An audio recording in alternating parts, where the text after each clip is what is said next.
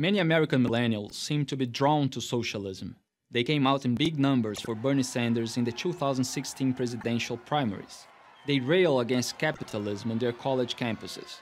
They wear Che Guevara t-shirts to signal their socialist virtue. I know a lot about socialism. I live in Rio de Janeiro and I work throughout Brazil as a journalist for a popular magazine. In the early 2000s, Brazil's economy was growing rapidly.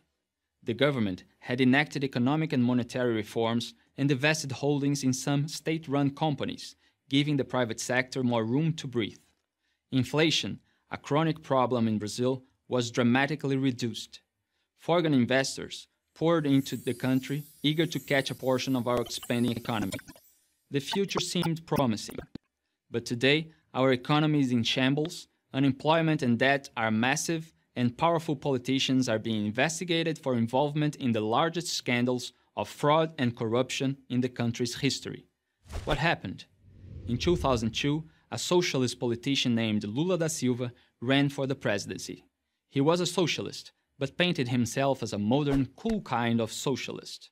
He would be the politician who would heal national divisions and unite everyone. He even had a nickname, Lulinha Paz e Amor, which means Little Lula Peace and Love in Portuguese. But the old message about the need for income redistribution to decrease inequality was still there. The media, academic elite and celebrities assured Brazilians that by transferring the money from the rich to the poor could finally be richer. But the only ones who really got rich were Lula and his corporate and political friends. It only got worse under his successor, Dilma Rousseff. The socialists increased government spending, deficits, and debt. They called it a stimulus. They increased the minimum wage and the benefits of social programs. They call it social justice. They increased the salaries and retirement benefits of the civil service. They called it investing in the future. They handed out thousands of jobs in the government and state-owned companies as favors to their political allies. And they called it good governance. It worked for a while. Socialism always works at the beginning. But government spending just kept going up, and then Lula's socialist paradise fell apart and the economy fell with it. The outcome? From 2008 to 2015, government spending grew nearly 4 times as fast as tax revenue.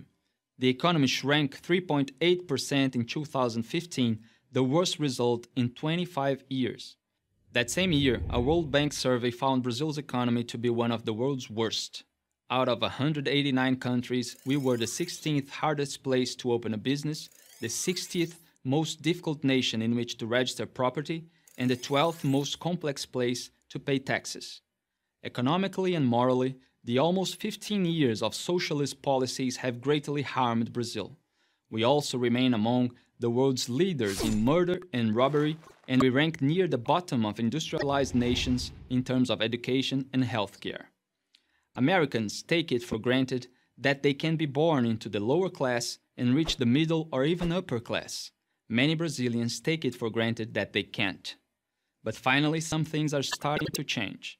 There may be reason for hope. Today, more and more Brazilians see that capitalism and limited government are the only way forward. Thankfully for Brazil, Lula has been charged in several lawsuits for corruption, involvement in a criminal organization, influence peddling, money laundering, and obstruction of justice. Rousseff was impeached in 2016 for falsifying the government's finances and illegally using money from state-owned banks to run the government. This crisis prompted the new government to freeze federal spending, reduce the government's role in state-owned companies, and to encourage some of the massive federal workforce to resign. No one knows whether these basic measures will be enough to rescue Brazil economically. Truthfully, the damage has been so extensive it may take decades for the country to recover. But if we do, it won't be socialism that saves us. American millennials, take note. I am Felipe Moura Brasil for Prager University.